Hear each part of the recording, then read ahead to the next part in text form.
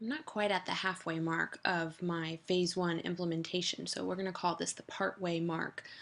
This week, my audience, or this past week, I should say, my audience got to experience presenting their prezzies to the class. And we had to start off with a review of some steps to a process for an activity that we do from now until the end of the year. And rather than have them take notes and jigsaw and present to the class, I allowed them to do a similar review, just creating a Prezi presentation. All the kids were really familiar with PowerPoint, so it was a kind of a good segue into using Prezi itself, and they just absolutely loved it. The reactions that the audience gave, as well as the kids being able to stand up there and present and show something that they're actually proud of. And we even got to share their presentations with their parents at the open house that we had recently, which was also something that they just absolutely loved.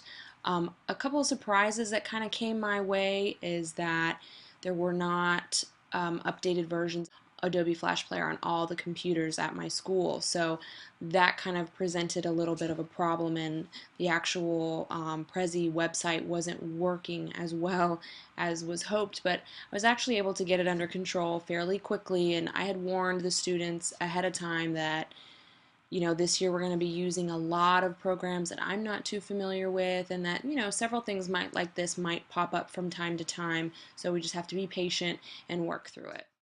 So far, I think the challenge is unfolding really well. I really like the responses that I'm getting and the excitedness that the students have on their faces and their willingness to actually put forth a lot of effort into the project. I feel like when they're able to use things like Prezi and other Web 2.0 tools, they get more excited to put more effort into the project. So far, everything seems to be working really well, except for those few little hiccups that I did anticipate as far as troubleshooting the computers themselves at the school.